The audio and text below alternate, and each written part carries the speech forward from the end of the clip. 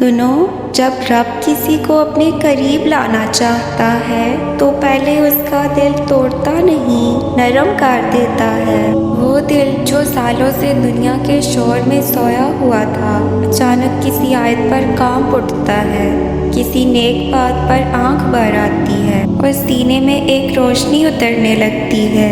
फिर वो गुनाह जो कभी मीठे लगते थे अब जहर लगने लगते हैं। गीबत की महफिल, हराम की कमाई सब दिल पर बोझ बन जाते हैं और दिल कहता है बस अब नहीं। फिर एक दिन कुरान खोल कर बैठता है और महसूस करता है जैसे ये किताब उसी के लिए उतरी हो।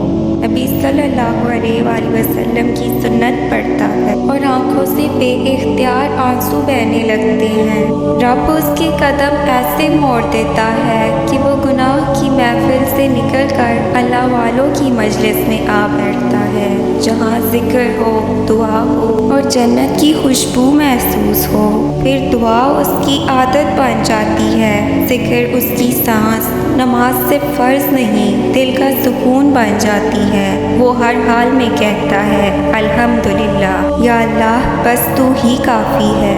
ये निशानियाँ हैं कि रब ने तुम्हें चुन लिया है, और रब चुन ले तो याद रखो किसी का तुमसे ये रिश्ता तोड़ नहीं सकता। जब अल्लाह किसी बंदे को नेक बनाना चाहता है तो सबसे पहले उसके दिल में खैर और भलाई की मोहब्बत डाल देता है। वो छोटी छोटी नेकियों में भी सुकून महसूस करने लगता है। जब अल्लाह किसी बंदे को अपनी ख़ास रहमत के लिए चुन लेता है तो सबसे पहले उसके दिल की ज़मीन नरम कर देता है। वो दिल जो पहले दुनियावी ख्वाहिशात में सख्त हो चुका था, अल्लाह के ज़िक्र से पिघलने लगता है।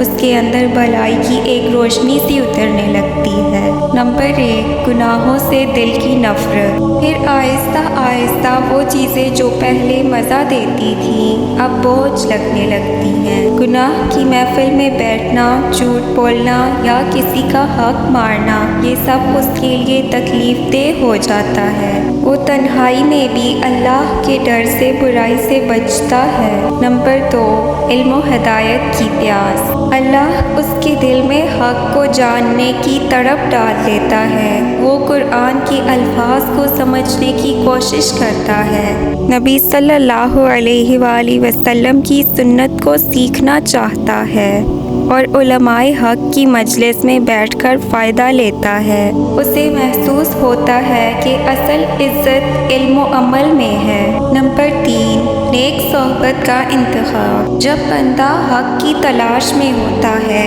अल्लाह खुद उसके रास्ते ऐसे बनाता है कि वो नेक लोगों की सोहबत में आने लगता है। ऐसी महफिलें जहाँ अल्लाह का जिक्र हो, ईमान की बात हो और दिल साफ किए जाएं, उसके लिए महबूब बन जाती हैं। नंबर 4, दुआ और जिक्र की लज्जत। आखिर में अल्लाह उसके दिल में अपनी याद का मज़ा डाल देता है। वो मुश्किल में सबसे पहले अल्लाह को पुकारता है, खुशी में शुक्र अदा करता है और गम में सब्र करता है।